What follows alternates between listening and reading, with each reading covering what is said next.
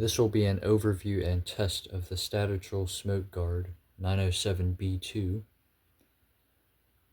Now, this is a unit I've been after for about 8 years now, and I just was never lucky with getting them. And then, well, this one popped up on eBay, and I snagged it. So yeah, this is, as I said, the 907B2. This is the interconnectable model. As you can see, it has the interconnect wire here. Now you might also recognize this as the 907A2, which is the slightly more well-known model, at least in my opinion. In that version, the only difference between that and this is that that one does not have interconnect.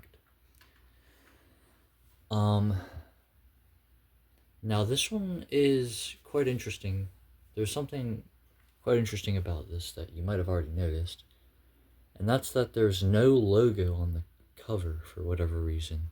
I don't know why that is. I don't know if it was a mistake in the factory or if it's just a later version or earlier version. I don't know. I don't think I've ever seen this before, but yeah. The label is still Statitrol. It's still Smoke Gard labeled. And it's got the bracket, and there's a little bit of paint on it because I did get this used, but it doesn't really bother me. And as you can see, it's Smoke Gard labeled, so it isn't like some weird rebrand or anything. 907B2.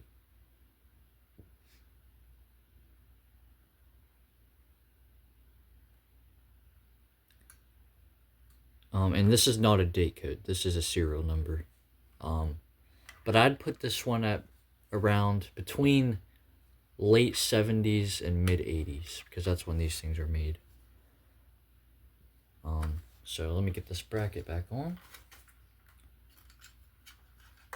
It's a very strange bracket mechanism, which I will show. And yeah. So now we can take a look at the insides here. Sadly, I can't take the cover off because it has the star-shaped screws, and I don't have any tool to take that off. So, first thing you'll notice is the horn, which is the same that they used in the FireX models here, the Kibishi Seobi 26 vibratory horn. And it's got that classic Smoke Gard sensing chamber that they used in their later models. You can kind of see it in there.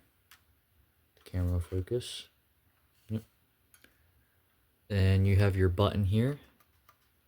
And there's an LED that's actually below the circuit board, which is interesting. And there's a little hole in there for the light to escape, which is kind of interesting. And the LED on this one is very dim, but that makes sense since this is used.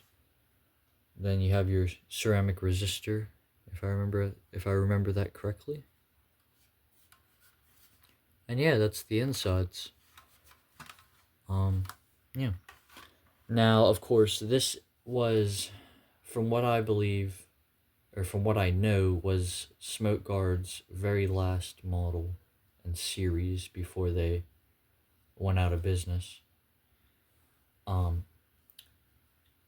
now they were actually one of the first smoke alarm manufacturers ever.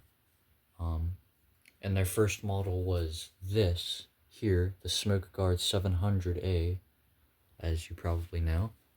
And these were made between 1969 to 1976.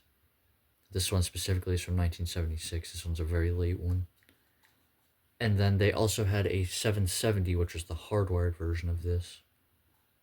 And those are a little bit more rare to get. And then after the 700s, they came out with the 720s and the 730s, which were completely metal. And were, in my opinion, kind of a downgrade because they didn't have a test switch, or a sensitivity switch, I guess.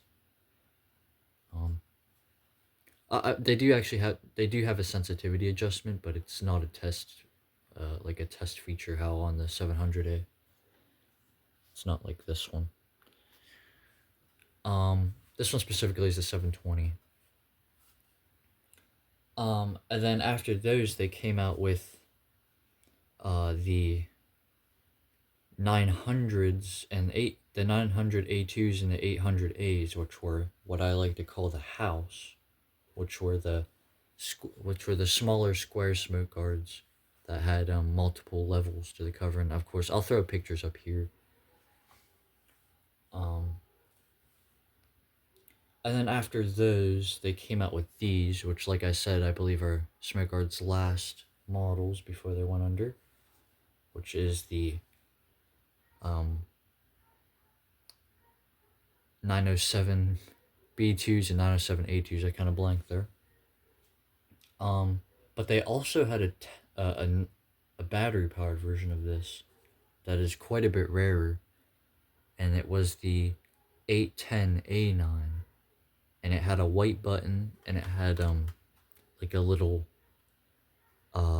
tab here, and you could open up the cover. And interestingly enough, this actually still has that mechanism. If I would be to take out those screws, then I could actually hinge open the cover, just like on those models. So I thought that was pretty interesting. And then a few companies rebranded these. Dayton was one of them. I don't think we know the model of that, or at least I don't know the model of that. And then they also had Rittenhouse rebrands, and the Rittenhouse rebrand of this was the S7809. And it was just this exact thing, except it had Rittenhouse here, and same with the Dayton. It just had Dayton here, and of course a Dayton model number.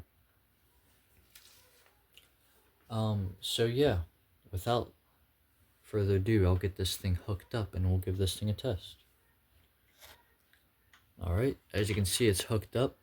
Now this does have a falsing issue, so I'm going to have to quickly unplug this.